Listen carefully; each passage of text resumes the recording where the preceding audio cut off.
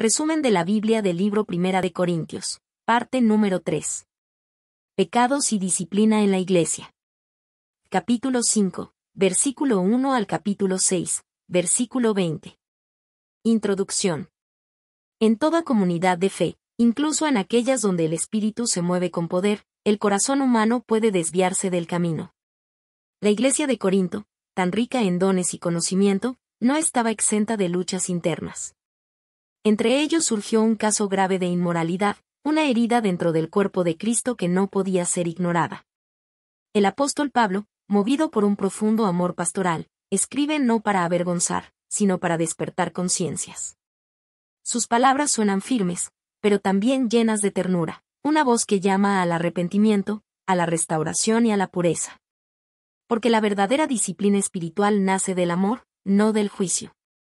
Busca sanar lo que está roto, no desechar lo que ha caído. Y en este mensaje, Pablo nos recuerda una verdad trascendente. Nuestros cuerpos no nos pertenecen, sino que son templos del Espíritu Santo. Moradas vivas del Dios que nos redimió con un precio infinito.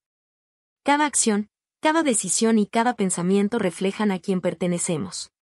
Por eso, este pasaje no es solo una advertencia para una iglesia antigua, sino una invitación eterna para todos los creyentes.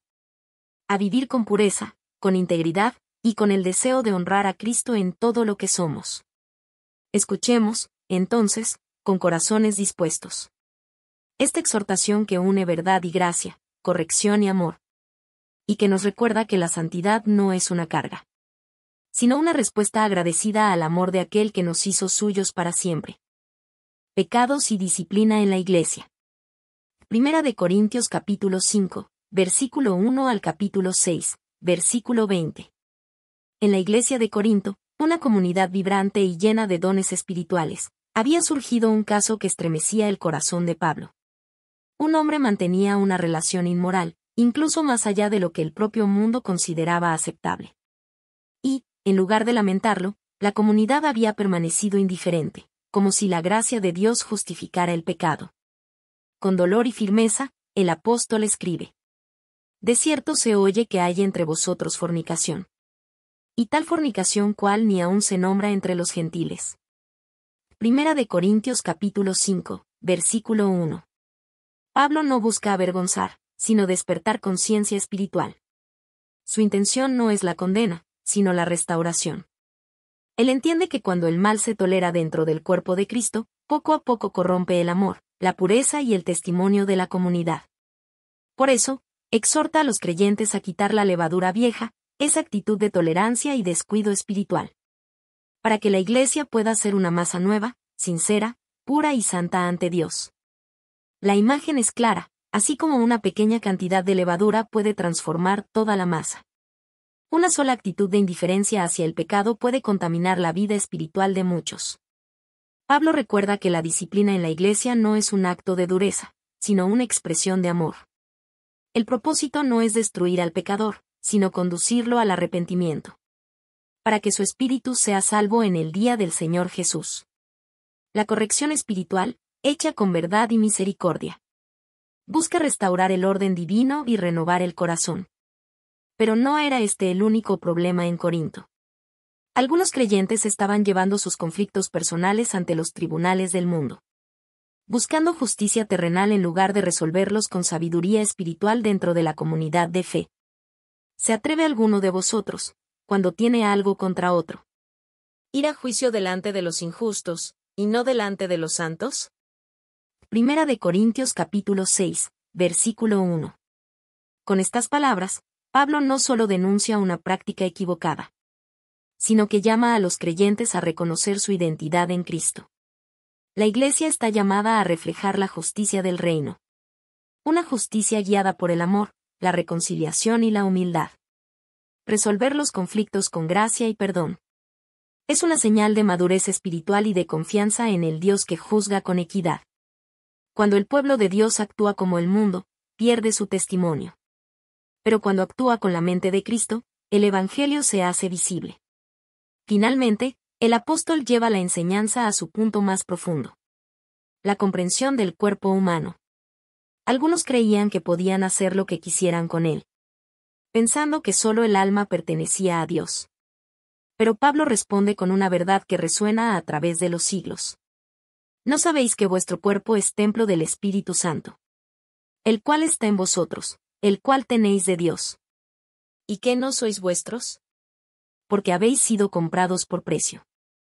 Glorificad, pues, a Dios en vuestro cuerpo y en vuestro espíritu, los cuales son de Dios.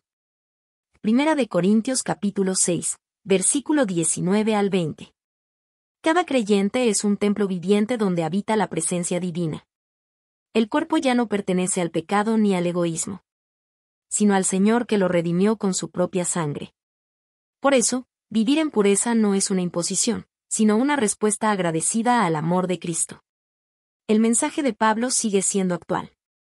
La verdadera libertad no consiste en hacer lo que queremos, sino en vivir conforme a la voluntad de Dios. En esa obediencia hay paz, propósito y santidad.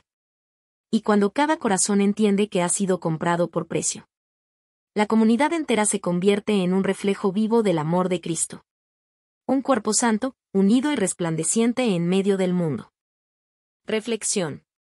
Las palabras de Pablo no son duras por enojo, sino firmes por amor. Su propósito no es avergonzar, sino despertar. No es herir, sino sanar. Porque el verdadero amor no se conforma con lo superficial, sino que busca la pureza del alma y la salud del corazón. En su mensaje, Pablo nos enseña que la Iglesia no puede cerrar los ojos ante el pecado, pues hacerlo es permitir que la oscuridad crezca donde debería reinar la luz. El amor verdadero corrige, guía y restaura. Y aunque la disciplina espiritual pueda parecer dolorosa, su fruto es paz, integridad y una comunión más profunda con Dios. La disciplina, cuando nace del Espíritu, no destruye, purifica. No expulsa, sino que invita al regreso. No aplasta, sino que levanta. Es el toque del Padre que, con ternura y justicia, forma en nosotros el carácter de Cristo. Cada corrección divina es una oportunidad de volver al camino, de sanar lo que se quebró, de redescubrir la belleza de vivir bajo la gracia. Pablo nos recuerda que cada decisión moral tiene un eco espiritual. Nada de lo que hacemos con nuestro cuerpo o con nuestra mente es insignificante ante los ojos de Dios. Porque el cuerpo que Él nos dio es un regalo. Una morada viva donde habita su espíritu. Ser templo del Espíritu Santo no es una carga, sino un privilegio sagrado.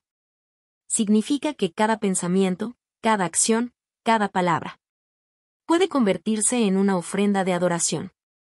Significa que no estamos solos. Que dentro de nosotros habita la presencia misma del Dios eterno. Por eso, el llamado de Pablo resuena con ternura y poder. Vivir con propósito, con pureza y con gratitud. Recordar que fuimos comprados por precio. Y ese precio fue el amor derramado en la cruz. Que este recordatorio nos impulse a cuidar lo que somos. A honrar a Dios en nuestro cuerpo y en nuestro espíritu. Y a vivir cada día conscientes de que llevamos dentro el tesoro más precioso. La presencia del Espíritu Santo.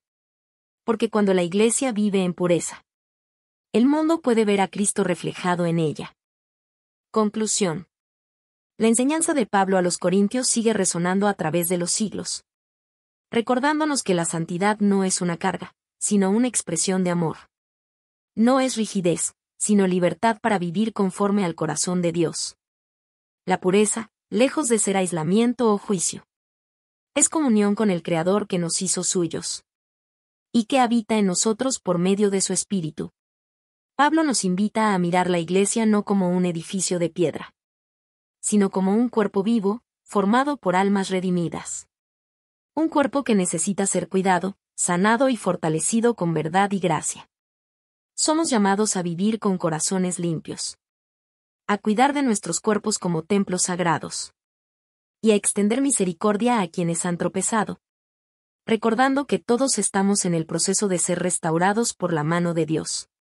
Porque la Iglesia de Cristo no se define por la perfección, sino por la gracia que perdona, por la verdad que corrige, y por el amor que transforma.